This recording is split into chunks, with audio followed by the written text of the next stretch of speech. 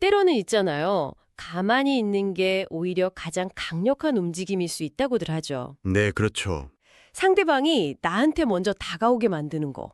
이게 바로 상황을 지배하는, 뭐랄까, 숨겨진 열쇠라는 건데요. 오늘은 바로 이 흥미로운 전략, 그러니까 다른 사람들을 내 의도대로 움직이게 하는 이 미묘한 기술에 대해서 좀 깊이 파고들어 볼까 합니다. 네, 네, 오늘 저희가 함께 살펴볼 자료는 로버트 그린의 그 유명한 책이죠. 권력의 48가지 법칙. 그중에서도 제8법칙. 다른 사람들이 당신에게 오도록 만들어라. 필요하다면 미끼를 사용하라. 이 부분에 대한 심층 분석입니다. 당신이 주도권을 주고 원하는 결과를 얻기 위해서 이 법칙을 어떻게 쓸 수 있는지 그 핵심 원리랑 실제 사례들을 한번 제대로 파헤쳐 볼 텐데요. 준비되셨나요?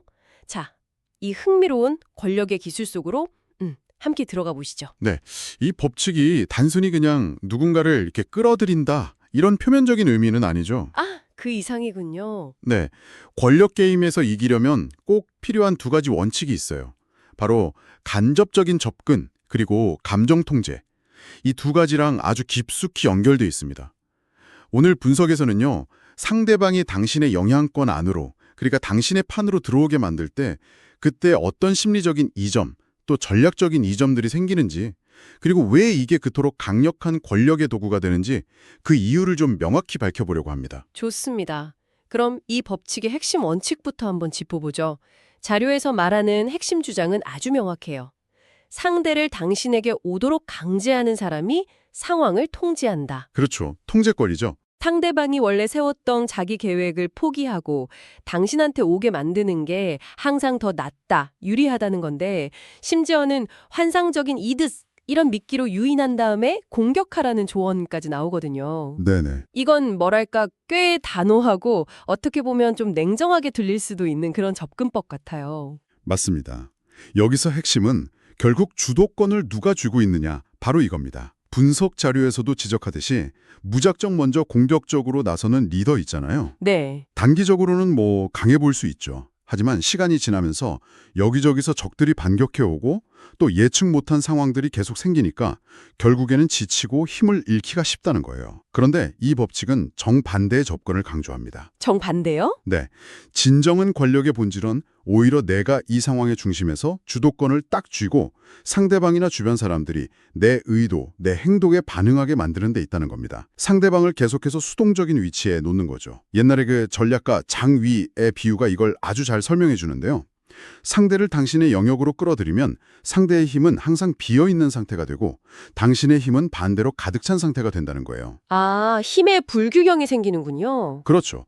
이게 마치 단단한 돌로 약한 달걀을 치는 것과 같아서 압도적인 힘의 차이를 만들어낼 수 있다는 겁니다. 그렇군요. 그러니까 무작정 먼저 달려드는 공격성이 오히려 약점이 될 수 있다. 이 말씀이시네요. 네, 맞아요. 예측 불가능한 변수도 너무 많고 또 상대가 예상치 못하게 반격할 위험도 크니까 오히려 상대당이 내 의도대로 움직이게 만드는 그 보이지 않는 힘이 훨씬 더 우월하다는 점이 상당히 인상 깊습니다. 결국 내가 판을 짜는 거니까요. 정확합니다.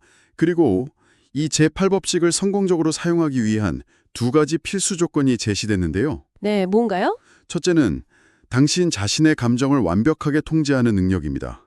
분노나 조급함 같은 그런 감정에 흔들려서는 미끼를 놓고 기다리는 전략, 이거 못 쓰죠? 그렇죠. 인내심이 중요하겠네요. 둘째는 이것과는 반대로 상대방은 감정, 특히 뭐 분노나 욕망 같은 거에 쉽게 반응하는 경향이 있다는 사실, 이걸 파악하고 이걸 역으로 이용하는 겁니다. 이것이 어떤 물리적인 공격 수단보다 훨씬 더 효과적이고 강력한 무기가 될 수 있다는 주장이에요. 결국 감정을 지배하는 자가 상황을 지배한다. 이 권력의 기본 원칙이 여기서도 핵심인 셈이죠. 하지만 이 감정 이용이라는 게 좀 뭐랄까 냉혹하게 들리기도 하고 너무 계산적으로 보일 수도 있지 않을까? 그런 생각도 드는데요. 일상에서 막 이런 전략을 쓰는 게 과연 괜찮을까 싶기도 하고요. 충분히 그렇게 생각할 수 있습니다. 근데 이 법칙은 권력의 속성이 어떤지를 분석하는 거지 뭐 도덕적으로 이래라 저래라 지침을 주는 건 아니거든요. 아, 분석일 뿐이다. 네, 이 분석은 인간관계나 어떤 경쟁 상황에서 실제로 힘의 역학이 어떻게 작동하는지를 보여주는 데 더 초점을 맞추고 있죠. 그리고 감정을 이용한다는 게 꼭 악의적인 조종만을 의미하는 건 아니에요. 아, 그런가요? 상대의 필요나 욕구를 잘 이해하고 그것을 충족시켜주는 방식으로 접근할 수도 있는 거니까요. 중요한 건 그 원리를 이해하는 것 그 자체입니다. 네, 그 점을 염두에 두고 이야기를 좀 더 이어가 보죠. 감정을 이용한 전략의 아주 극적인 예시로 탈레랑하고 나폴레옹 일화가 등장하는데 여기가 진짜 흥미롭습니다. 네, 그렇죠. 탈레랑이 나폴레옹을 실각시키려고 다른 정치가들을 직접 찾아다니면서 설득하고 그런 게 아니었다는 점이 놀라워요. 맞아요. 대신에 나폴레옹이라는 그 인물의 가장 깊은 약점, 그걸 정확히 꿰뚫어보고 그걸 이용했다는 거죠. 네. 나폴레옹의 그 참을성 없는 성격 있잖아요. 그리고 영광에 대한 끝없는 갈망, 또 대중의 사랑을 엄청나게 갈구하는 그의 허영심까지. 네네. 탈레랑은 바로 이 세 가지 약점을 딱 간파하고 엘바섬이라는 아주 달콤해 보이지만 실제로는 벗어날 수 없는 미끼를 던졌다는 겁니다. 미키요? 네. 나폴레옹이 마치 자기 스스로의 의지로 그곳으로 향하는 것처럼 보이게 만들면서 말이죠. 정말 교묘한 심리전이죠. 와, 대단하네요. 그쵸. 심리적으로 이걸 분석해보면 나폴레옹은 아마 자신이 엘바섬을 선택하고 또 거기서 탈출해서 화려하게 복귀하는 이 모든 과정을 자기가 다 통제하고 있다고 굳게 믿었을 거예요. 그랬겠죠. 하지만 분석에 따르면 실제로는 탈레랑이 시간과 공간, 즉 엘바섬이라는 그 무대 자체를 통제하고 있었다는 거죠. 이 전략의 핵심은 바로 이 지점에 있습니다. 상대방이 스스로 상황을 주도하고 있다고 착각하게 만드는 것. 여기서 당신이 주목해야 할 점은 상대가 자신의 결정이라고 믿게 만드는 바로 그 기술입니다. 아, 스스로 결정했다고 믿게 만드는 거. 네. 게다가 상대를 당신이 설정한 판, 그러니까 당신의 영역으로 끌어들이면 상대는 익숙하지 않은 환경 때문에 본능적으로 좀 불안감을 느끼게 돼요. 네. 그래서 서두르거나 초조해져서 평소라면 절대 하지 않을 실수를 저지를 가능성이 높아지는 거죠. 보이지 않는 심리적 압박을 가하는 효과랄까요? 그런데 미끼가 항상 이렇게 교묘하고 뭐랄까 속임수 같은 그런 형태여야만 하는 걸까요? 이 분석에는 피렌체의 그 위대한 건축가 있잖아요. 브루넬레스키. 아, 네네.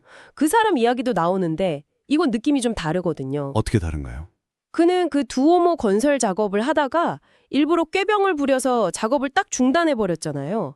이건 속임수라기보다는 아주 그냥 명백하고 어떻게 보면 좀 고집스러운 행동이었어요. 그렇죠. 대놓고 한 거죠. 근데 그 결과 피렌체 시당국이 오히려 그 사람한테 매달릴 수밖에 없게 만들었다는 겁니다. 그는 이걸 통해서 자신의 어떤 대체 불가능한 가치를 증명하고 더 큰 권위와 존경을 요구하는 수단으로 삼았다. 이런 분석이거든요. 이건 좀 더 노골적인 방식인데 이것도 역시 상대를 내게 오도록 만드는 전략이네요. 맞습니다. 아주 좋은 지적이세요. 브루넬레스키 사례는 미끼가 반드시 그렇게 숨겨진 함정일 필요는 없다는 걸 보여주는 거죠. 네. 때로는 당신의 가치나 능력 그 자체가 아주 강력한 미끼가 될 수 있다는 거예요. 당신 없이는 이 일이 진행되지 않는다. 이걸 명확히 보여줌으로써 상대방이 당신의 조건을 수용하면서 당신에게 다가오도록 만드는 방식이죠.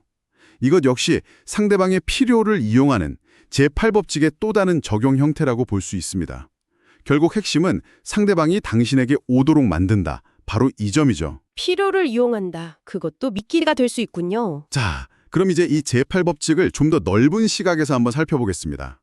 이 법칙은요, 권력의 48가지 법칙 전체를 관통하는 몇 가지 핵심적인 개념들하고 깊이 연결되어 있어요. 이걸 더 큰 그림 속에서 보면 이 법칙의 진정한 의미가 더 명확해집니다. 큰 그림이요. 간접성의 원칙입니다.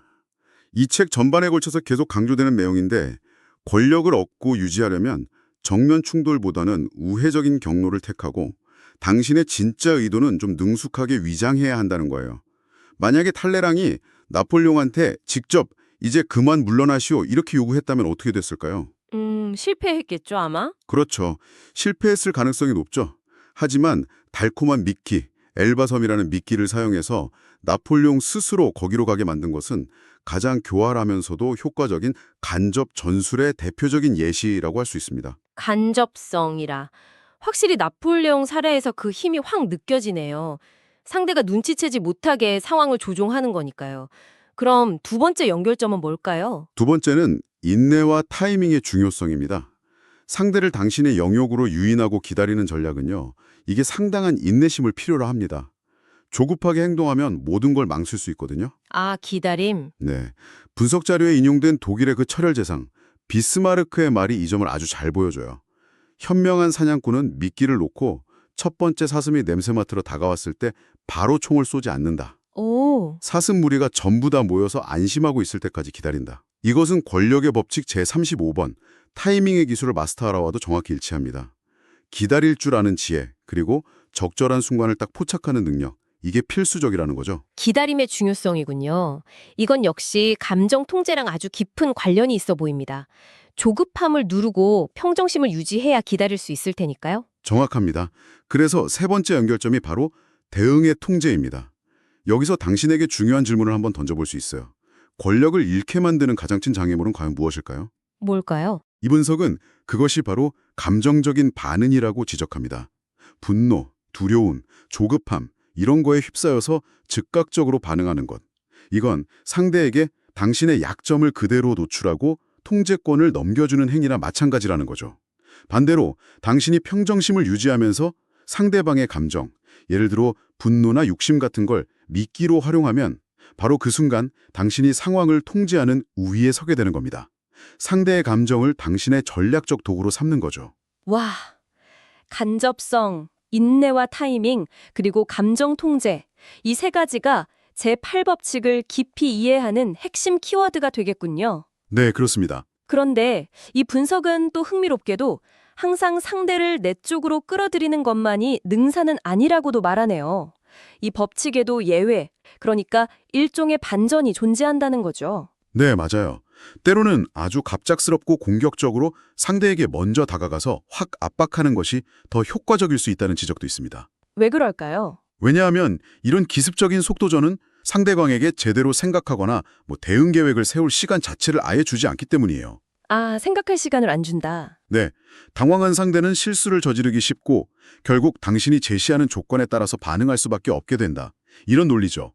이것은 제8법칙의 일반적인 원칙과는 완전히 정반대되는 접근인데요. 그러게요. 맞습니다.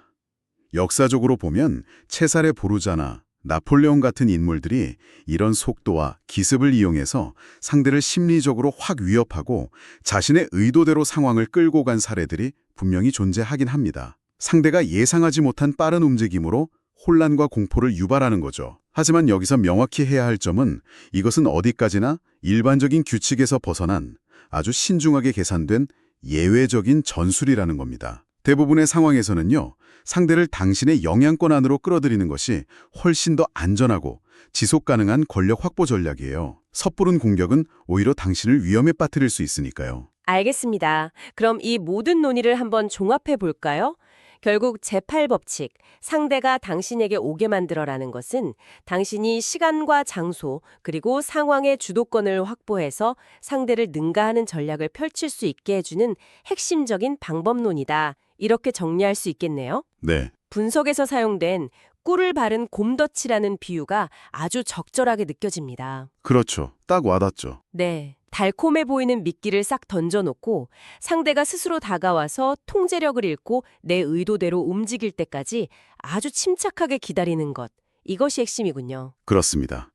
이 법칙의 근본적인 힘은 결국 상대를 당신이 선택한 무대, 당신에게 유리한 조건과 규칙 안으로 끌어들이는 데 있습니다. 상대방이 당신의 게임판 위에서 당신의 규칙에 따라 움직이게 만드는 것. 이것이 바로 보이지만 아주 강력한 권력의 작동 메커니즘 중 하나라고 할 수 있겠습니다. 주도권을 쥐고 싶다면 상대를 당신의 영역으로 초대해야 한다는 거죠. 결국 다른 사람들이 당신에게 먼저 다가오도록 만드는 능력. 이게 상황을 주도하고 당신이 원하는 결과를 얻어내는 데 있어서 매우 강력하면서도 상당히 세련된 전략임이 분명함에 보입니다. 네, 미끼를 선명하게 선택하고 사용하고 또 인내심을 갖고 기다리고 때로는 상대방의 감정까지도 역이용할 줄 아는 그런 지혜가 필요하겠네요. 여기서 마지막으로 당신에게 한 가지 더 생각해 볼 거리를 던져드리고 싶습니다. 네, 뭔가요? 오늘 우리는 상대를 적극적으로 끌어들이는 전략에 대해서 이야기했잖아요. 그런데 혹시 때로는 통제권을 그냥 넘겨주는 척하는 것이 실제로는 이 제8법칙을 더욱 교묘하고 효과적으로 실행하는 방법이 될 수도 있지 않을까요? 아, 넘겨주는 척한다고요? 네. 상대방이 스스로 힘을 가졌다고, 내가 상황을 주도하고 있다고 착각하게 만들면서 실제로는 보이지 않게 당신이 원하는 방향으로 살살 유도하는 그런 방식 말입니다. 오늘 우리가 살펴본 이 원칙들이 거대한 정치적 계략이나 역사적 사건뿐만 아니라 어쩌면 당신의 일상적인 협상 테이블이나 인간관계 속에서는 또 어떤 모습으로 나타나고 있을지 한번 성찰해 보시는 것도 매우 흥미로운 탐구가 될 거라고 생각합니다.